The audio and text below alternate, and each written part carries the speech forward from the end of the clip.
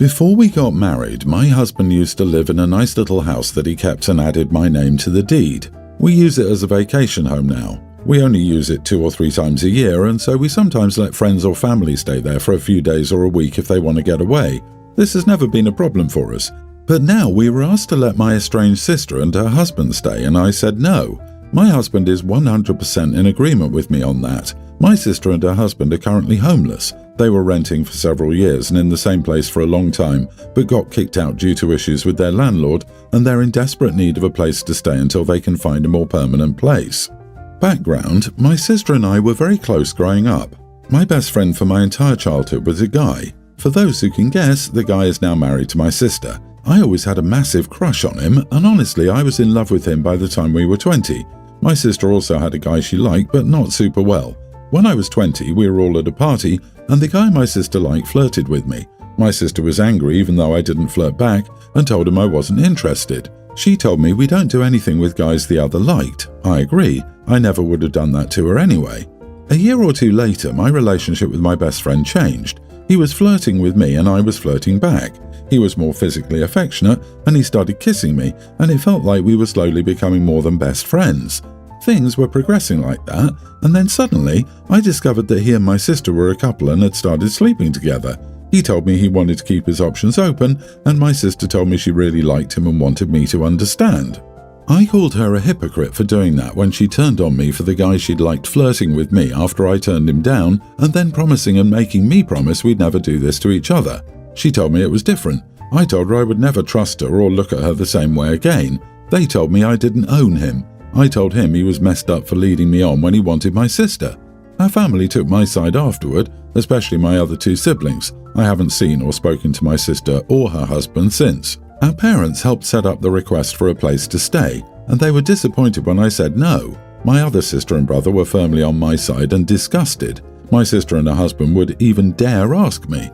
My sister said at least I can live out my dream because I'm married with kids and she can't have any, and the least I can do is put aside petty childhood drama to help them not be homeless.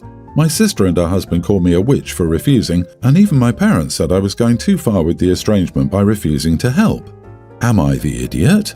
They will never leave if they move into a nice, beautiful, empty vacation home. Any place they'll be able to get on their own will be much worse than the house they're borrowing, so they'll have absolutely zero motivation to save up and move out, and a lot of motivation to make sure they always have an excuse why they have to stay. They'll be dependents, mooching off family forever, and you'd be their enabler. By refusing to enable their financial irresponsibility and house them for the rest of their lives, which is what's actually being demanded here, you're giving them the motivation to become functional adults. You're not the idiot, no matter how you feel about your sister. This right here. The whole backstory with your sister is actually irrelevant. Even if you had a fantastic relationship with her, you wouldn't be the idiot for refusing this request. And here's why. They won't be homeless. They'll move in with your parents or friends or whatever. They'll be uncomfortable and cramped, which will motivate them to get back on their feet and get their own place. Even a tiny crappy apartment is better than a room in someone else's house or a couch. OP, you owe your sister a big thanks. She got the guy and is now homeless. You got a runner-up and he gave you a holiday house. And remember, sis and ex-best friend do not care about you. Your ex-friend used you when he wanted and abused you when you complained. Your sister is hypocritical and selfish. Now they want something from you and you're supposed to give them anything and everything? No, sorry, it doesn't work like that. If you treat people like crap, you get nothing from them ever again. By the way, are you concerned that they might go to your cabin anyway? I would make sure to secure the property and locks. My son is marrying Wendy and the wedding is this summer. She's not close to her own mother for multiple reasons and is pushing hard to have me fill in the gap. I'm not comfortable with it at all, especially with how hard she's pushing. She has multiple times overstepped boundaries, such as inviting herself along, discussing very personal issues, being very touchy, etc. Due to these issues, we're not close, and my daughters are not huge fans of her. She asked me this week if I would make the cookie table for the wedding. It's something the bride's own mother would do with other female relatives. This is the first time I've heard about this tradition, and I've done some research. I would have to make over 1,000 cookies from scratch to feed the wedding guests. I asked my daughters if they wanted to do it, and the answer was a strong no. I informed her that I couldn't do it, it was way too much work and I didn't have the time. She told me okay, and I thought that was that. My son called me up and told me I was a huge jerk, that Wendy had been crying about it and that I should step up. I'm still refusing to do it. Am I the idiot? Edit. Did daughter-in-law tell me the number? Yes, she stated 1,000 to 1,200 for 250 guests. What about family helping? She isn't close to her family, so her side is out, my parents are at home and I'm an only child. My husband has a sister and I doubt she wants to help. My daughters don't wish to, so it would basically be me. Over 1,000 cookies? Not the idiot. One person never makes 1,000 cookies. All the women on both sides each bring their signature cookie or bring a bakery's signature cookie. In large families, this usually ends up in the 1,000s. For smaller families or families with fewer bakers, it's maybe a few dozen. There's a huge empathy gap here from you towards your future daughter-in-law. It sounds like she has little to no family support. She's likely hoping to be close to her in-laws. It may also mean that her eagerness is causing her to display poor social skills. It also sounds like you and your daughters only see that as an imposition to you, not offering any grace. From the tone of your writing, it sounds like you've decided she's annoying and you and your daughters are mean-girling the heck out of someone who wants to be close to you without having adult conversations about boundaries. You are the idiot, in general, based on how you write about this young woman who seems to have had a rough go family-wise. Agreed 100%. This is a classic case of, do I have to? Of course not, but it's the kind and right thing to do. The coldness and lack of empathy are sad to read. Why not work with the daughter-in-law to compromise and set more realistic expectations of what you can manage, and work harder, and spend some of your social capital as the mother of the groom to get some help from others to make something happen, even if it's not 1,000 cookies. Out of 250 guests, the only ones you can ask are your daughters, who are also cold enough to say no. Something isn't adding up. This is not what joining a family should look like. I, 44 female, have been with my fiancé, 46 male, for 13 years, and we've been engaged for 4 and have 3 girls, a tween, a pre-tween and a toddler together. After a lot of obstacles and 2 periods before our engagement where we decided to not officially break up but take a break from each other, we had set a wedding date that was supposed to be this June. My fiancé has a lot of baggage from his childhood and doesn't do well with frustration. He's a self-proclaimed avoidant introvert. I have also had childhood issues where my parents always made me feel guilty about how much I cost and never would give me any money to get new shoes, which got me excluded by my peers. Yes, I've been in every therapy about this. I work as a front desk agent at a hotel and used to be a member of the concierge staff at a condo. My fiancé is the main breadwinner in our household, and I never felt comfortable sharing my financial struggles because he was so perfect at everything. My fiancé and I have talked throughout our relationship about buying a home and investing in fixer-uppers. He works for a real estate investment firm. But long story short, a year and a half ago I needed to file for bankruptcy. I was dealing with creditors overdrafting my accounts, and Discover was suing me, so I decided the responsible thing to do was file. It caused a lot of tension, but he said he didn't want to back out of this wedding because he didn't want our daughters to think he gave up when things were hard. However, we hit another bad period after he found out a credit union denied my application for an account due to a report. He told me we would still own a house together someday, but that family home wouldn't be for another 4 or 5 years. Then, 3 weeks ago, he broke it to me that he'd been in the process of closing on a property. It's a duplex. I know others use half of a duplex as a family home and own it with their spouse. He admits that he would have wanted my name on it before the bankruptcy. I was furious, but instead of being sorry, he said that if we wanted this to work, he needed me to verbally affirm that I understood and accept why he didn't involve me in this purchase. I was speechless and walked away. It was a huge breach of trust, and I don't think it's unreasonable to say I deserve a better man than someone who'd do that. If he really loved and trusted me, as he said in therapy, he wouldn't have done this. I ended up giving him the ring back out of anger. I regret doing that now, but we got into another fight after he refused to even tell me what he did with the ring. I told him I deserve better than a man who just shut his partner out of finances and gets so cold after a fight. I told him to leave the house briefly, but he just moved back in. Yet he said he wants us to tell the girls the wedding is off and that he's here to ease the transition. He offered to pay the rent until the lease was up, but said he would find somewhere else for him to stay. Am I the idiot for my reaction? Let me get this straight. You're 44 years old, still making spending mistakes, don't pay half of the bills, he pays most of them, You took out loans with high interest, lied about it, filed for bankruptcy, which means you won't qualify for a home loan for at least 10 years, and you're mad he bought a house and didn't put you on the deed because you're not paying for it. You are financially irresponsible and dishonest. Grow the heck up. You're too old to be making financial mistakes. You're a leech and taking advantage of him financially. Please, do him a favor and leave. You are the idiot. OP. He'll be alone with all his money and I'll find somebody who wants to plan a future with me, including buying a house together, investing in things together, raising our kids together. With 3 kids and bad credit? Bless her. Not just bad credit, but terrible credit that would make it impossible for her to buy a house with him. Ridiculous. OP is delusional if she thinks she's ever going to be able to get a mortgage for at least 10 years. Realistically, it's probably closer to 15, maybe even 20. I just can't get over her faux outrage at him being dishonest when she's been lying for years. At 44 years old, OP ain't buying a house in this lifetime. OP, you are the idiot. You are a delusional child who seems to not understand anything about how the world and finances work.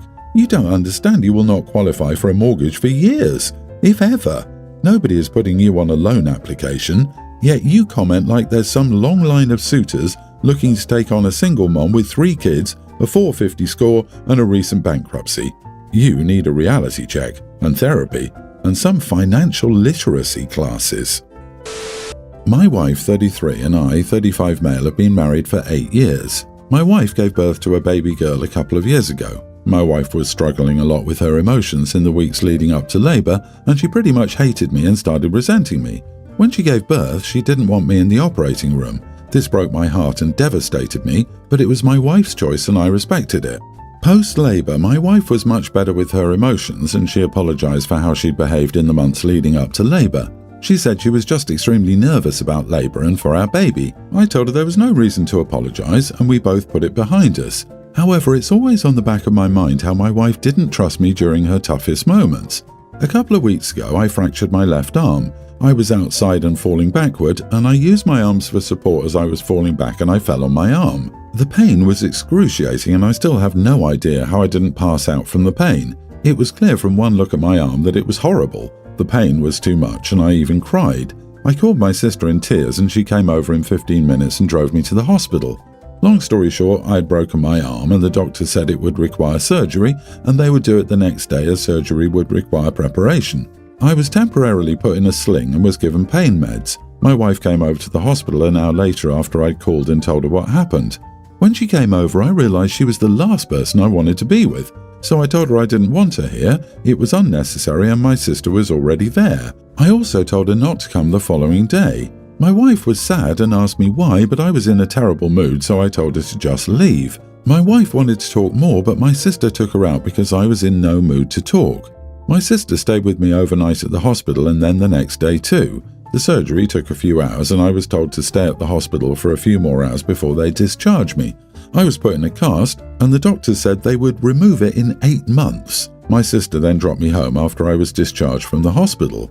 My wife and I are pretty open about our feelings, and a couple of days later we had a heart-to-heart discussion. My wife told me she had felt extremely hurt when I asked her to leave the hospital, and she asked me why I didn't want her at the hospital. I told her subconsciously that it was because I didn't feel safe with my wife in my toughest moments, and she too didn't trust me a couple of years earlier when she was going through her tough moments. My wife then cried a lot and we didn't talk much after that. The next day, we decided to start looking for a couples therapist to help us work through these issues. Am I the idiot? Look, you resent your wife and never properly forgave her for the decision to leave you out of the operating room. You claim to have moved on, but you just let that resentment fester. Couples therapy is your best bet here. This isn't hopeless if you're both willing to work on communication. Everyone's the idiot, but it is fixable. Pregnancy hormones can cause resentment towards loved ones.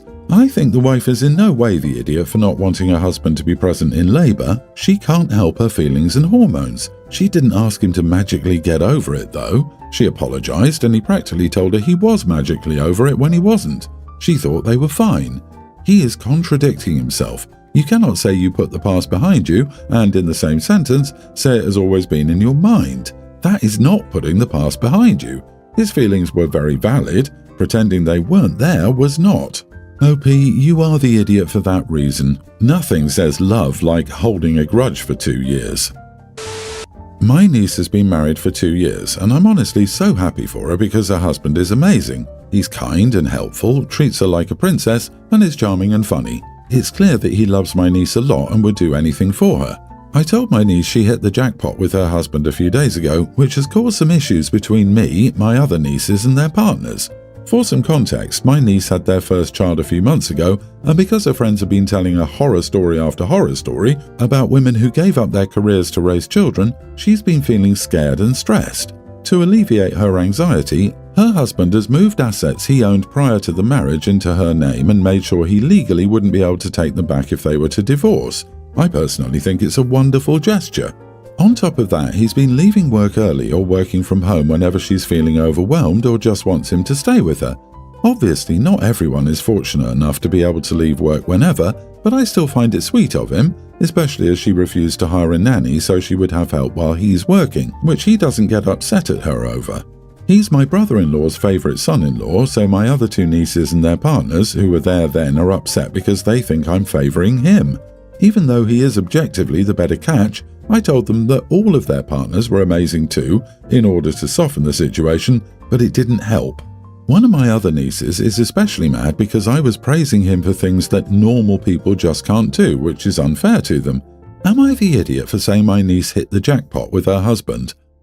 Makes you wonder why they are so sensitive. Did they marry deadbeats? You are not the idiot. You are allowed to praise someone without it automatically becoming a measuring contest. This was not about the other niece's husband at all. On the surface, this seems fine, but if I dig a little deeper and consider the hurt resulting from what you said and your weird admiration for him, I feel it was either tone-deaf and insensitive or intentionally pointed. So, he's the favourite son, nephew-in-law already, he's got assets and wealth and a flexible job the others don't. Your, "oh no, your boyfriend is great too," was insincere by your own admission, and you're surprised the others bristled at your comments? You are the idiot. I guess I don't believe you innocently said, "Wow, what a great guy," which is not something anyone, let alone multiple people, would react to unless something else was going on. Yeah, there is also something to the phrasing, "hit the jackpot" after the husband moved money around that is a bit icky. It's way too literal here. He isn't out there being a super dad or super husband or being praised for staying up all night with a baby. He just moved money around. Lady, you have no idea what goes on behind closed doors. A couple of kind gestures does not mean he doesn't have flaws. You have no idea what goes on when you're not around. And you said it in front of other nieces with spouses. It sounds like you are unhealthily obsessed with the guy. It's not your relationship. But out.